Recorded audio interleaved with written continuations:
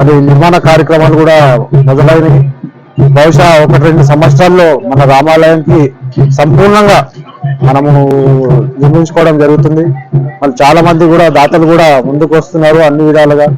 మళ్ళీ రామాలయానికి పూర్వవైభవం మళ్ళీ వస్తుందని ఆశిస్తున్నా. అదేవిధంగా మరి కొన్ని సంవత్సరాల నుంచి కొద్దిగా పోటీలలో మరి నిర్వీర్యం చేయడం జరిగింది. మళ్ళీ పూర్వవైభవం మళ్ళీ పోటీలు ఇంతకన్నా ఎక్కువ మరి చేయడానికి ముందు రాబోయే సంవత్సరంలో పెద్ద ఎత్తున చేస్తాం. ఈ సంవత్సరంలో గెలుపొందిన హనుమంతు 5,000 రూపాయల ప్రైజ్ మనీ నగదు ఇవ్వడం జరిగింది.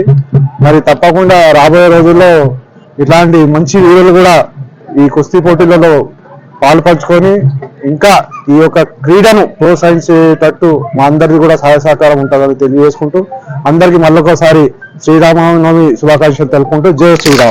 मैं साले बिरने से आया, तालुका चिंचोड़, जिला कलबुर्गी, कर्नाटक से। इधर मैं कुश्ती लड़ने के लिए आया। इधर ध्यानेश्वर भैया है, मेरा भैया है। इधर नारायणगढ़ में इधर चौक में जो न्यू भाग्यलक्ष्मी शूटर्स है ना, वो भैया मेरे को फोन करके इधर 8 दिन के पीछे बुलाया था इधर कुश्ती के लिए। मैं आया, उधर कुश्ती लड़े अच्छे से।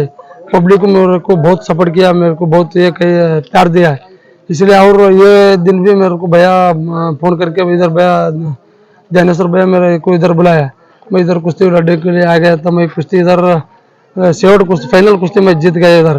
ये पब्लिक को मेरे को आज तक बहुत सपोर्ट किया है, इसलिए मैं इधर कभी भी पैसे के लिए नहीं और किसके साथ ये करने के लिए नहीं आता। मैं खाली पब्लिक का मेरे ऊपर प्यार रहना है, मोहब्बत, इसलिए मैं कुश्ती लड़ता। कुश्ती अंदर जाने के बाद जीत भी रहता, हार भी रहता। कुश्ती लगने के बाद मैं पब्लिक को एक बड़े प्रदर्शन अच्छे से मैं देता।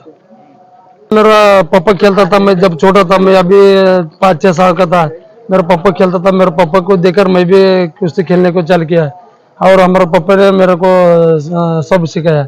मेरा अभी 10 साल वो कंप्लीट हो गया।